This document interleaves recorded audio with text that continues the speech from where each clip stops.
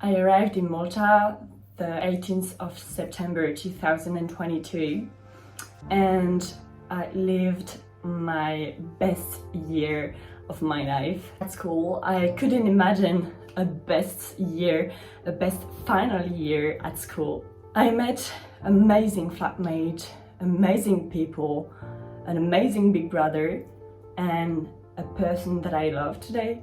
I lived incredible moments there, which are now incredible memories. And it was not always easy there, but I felt that I could survive anything with the person around me.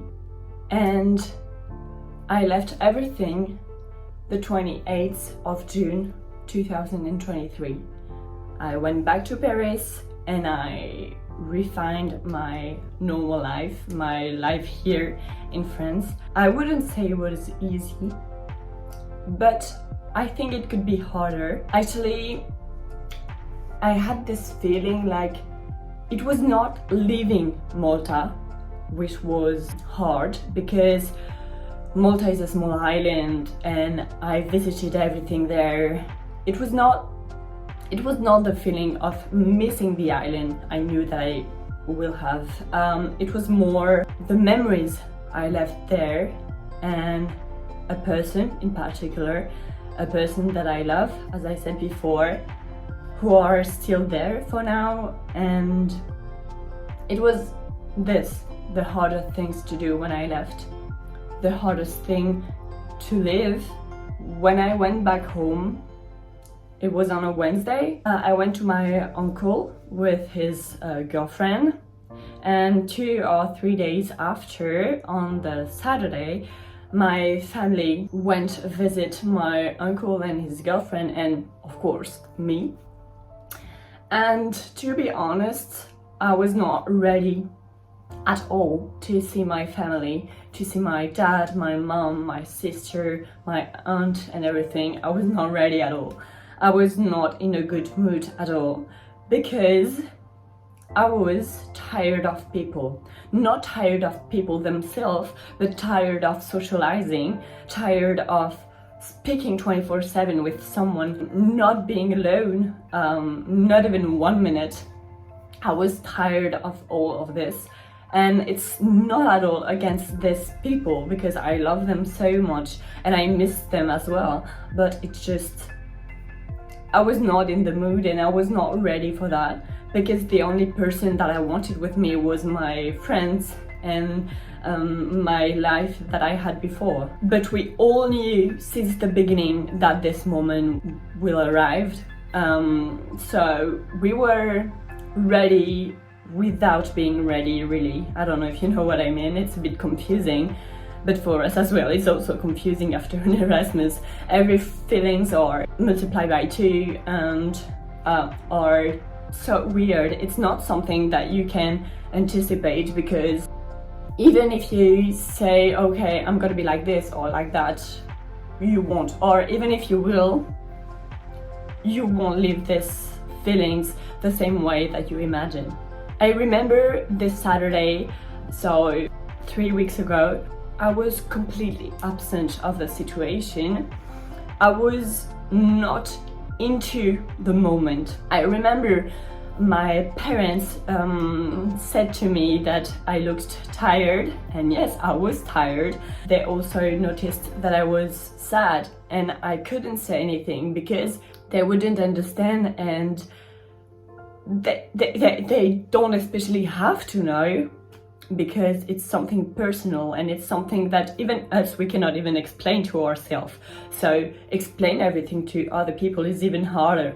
We can speak between each other, between people who lived the same thing like an after Erasmus, but you cannot really explain to your family because they are only really happy to see you again because they missed you and they want to live the moment with you, but you're not, you personally, you don't especially want that.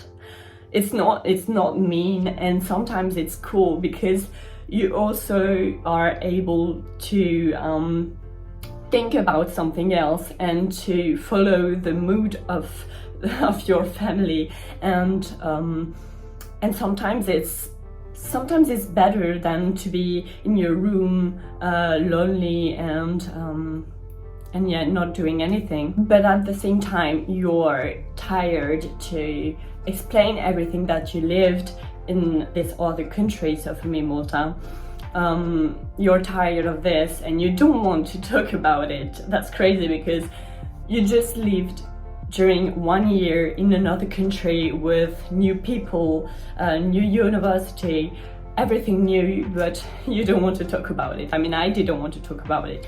And they asked question and I answered, but I don't know, it was, maybe people who watched this video, you could understand me, but it's really hard to explain. And the day after, on the Sunday, I left for 1 week in London, because I'm a leader abroad, so it means that I take care of children from Paris for me till another country, and I take care of these kids, the same kids in this other country 24/7 during 1 week. And this year it was in London, and I was really happy to do that, because during 1 week I had something to do every day. I had a timetable, I had my kids, I had my colleague, so I was never alone. That's crazy, because just before I said that I was tired of socializing, but at the same time I wanted to think about something else, not thinking 24/7 about Malta, my friends, and everything I missed in my country, because for me it was my country. So I was happy to do that, even if it was hard to wake up every day at 6:30 to handle kids in transport, in activities and everything. But I was happy to do that, because I was like, okay, I have something to think about, I have something to care about, and I'm not alone. And I think something which really helped me is to talk with my friends I met in Malta.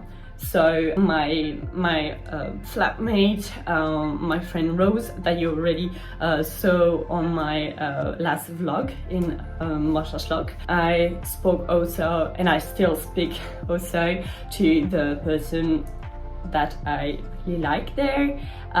I won't say any name, but this person.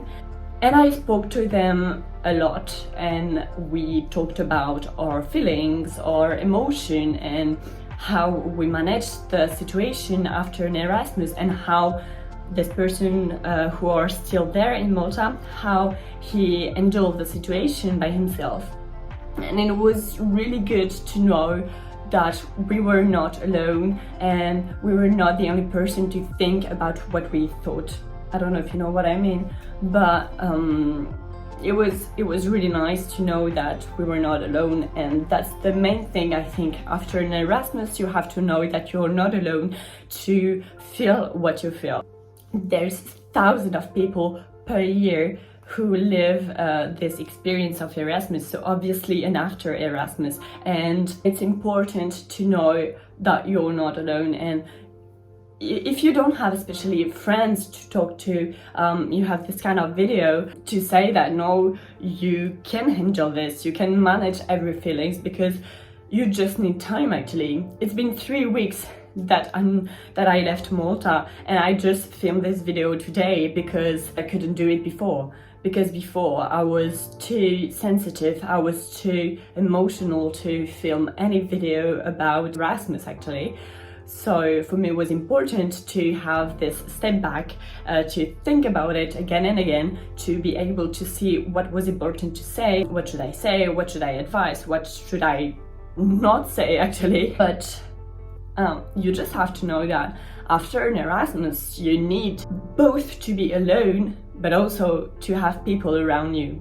Because when I wrote this video, I mean, I didn't especially wrote something, but when I thought about this video, I just realized that after an Erasmus, you need to be alone, you need to focus on yourself, because during an Erasmus, you meet so many people, you are almost 24/7 with people.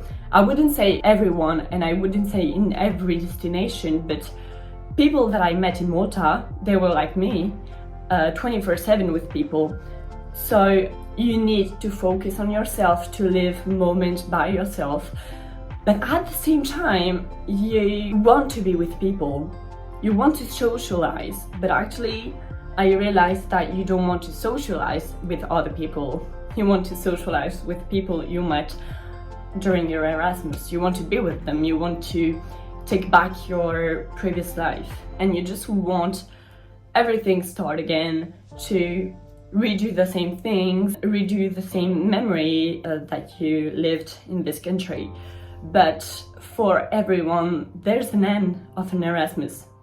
You cannot live in Erasmus your whole life. That doesn't make any sense, and it's not possible, because you also need your time by yourself, and you just need also to live a life like a normal life, I would say. Because I wouldn't say that Erasmus is not a normal life, but it's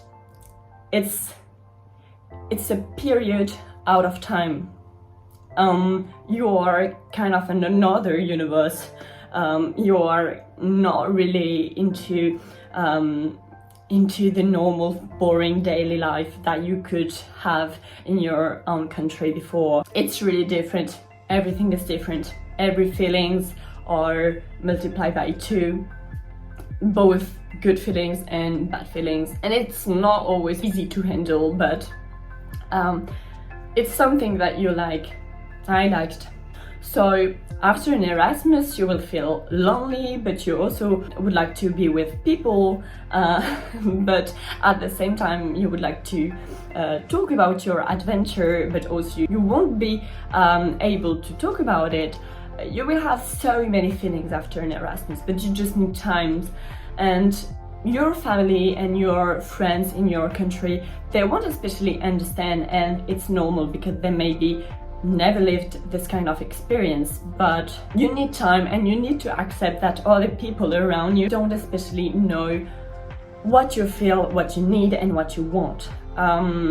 And it doesn't matter, because you will be able to do this by yourself, by speaking to other people you met during your Erasmus. Still keep in touch with them. Don't leave them because they are in their country and blah blah blah, and you don't want to speak to them anymore. Maybe you need to keep going.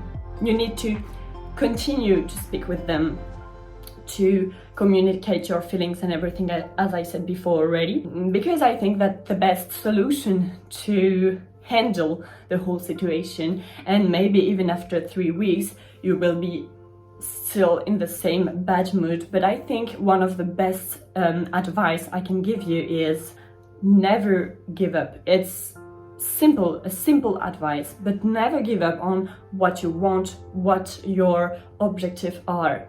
Fix your own objective, plan everything, plan your objective, what you want to do, what you have to do, because sometimes after an Erasmus you have to look for an internship, an apprenticeship, a job like I have to do, look for an apartment or something. Fix your objective. What do you need, what do you want, and what can you do? Because if you don't have any objective, if after your Erasmus you're just in holidays and you don't have anything planned, even meeting friends, you will feel lonely, you will be lonely, and you won't have this motivation to redo something after your Erasmus. You won't have this motivation to look for a job, an apartment, an internship or something. You will be just lying on your bed and you won't do anything, and it's not the purpose. An Erasmus builds a person. An Erasmus builds a personality. You will be more independent, you will be more adult, actually. So be an adult after an Erasmus. That's crazy to say, because maybe you will do an Erasmus after your first year or your second year of university, but it's already a mature act to live in Erasmus when you're 18 or 19. I don't even know if it's possible, but anyway. But yeah, you will be adult, so act as an adult and look for something to do after your Erasmus. I went to London for a trip with kids and a colleague and everything. I had a frame to respect during 1 week, and I needed it. One of my friend, Rose, she went to another region to live with a friend. And I had one friend, unfortunately, who are still alone and who doesn't do anything. And it's harder for him, unfortunately. So do something, please. It's gonna help you a lot. I can assure you that it will help you. I won't say that it's easy to say, okay, I'm gonna look for a job, okay, I'm gonna look for an apartment, okay, I'm gonna plan that. But you will thank me later, honestly, because you will be proud of yourself. Okay, I did that. Right after my Erasmus, I was not in the mood, I was feeling really bad, but I did that, and I'm proud of me. And that's really important, to be proud of us, mostly after an Erasmus, because we could feel that we lose our confidence or anything, and actually it's completely the opposite. So I think that's it for me. I think I said everything that I had to say. I didn't write anything, as I said earlier, because I just wanted to speak with my heart and not write anything and just improvise with you. It was not always easy to say what I wanted to say, but I think it's important to know everything what you will feel after an Erasmus. I'm gonna do another video about before Erasmus, how to manage everything with the administration and everything, but it's not the topic of this video. I hope you will enjoy this new video in English, and this is my new setup. This is my new apartment that I have in Paris, so you're gonna see this often, I think. Not with this decoration, because it's not mine, it's one of my friends, because I live with one of my friends now, and I don't live alone. I just live with one person, and it's already amazing because I'm not alone, and I'm not with 1,000 people as well. I'm just with one person, and that's great. And I'm really thankful for this friend, because she's really nice to host me like that in her apartment, and thanks to her, I'm not alone. So yeah, I think that's it for me. I hope you enjoyed this video, and see you later in a new one.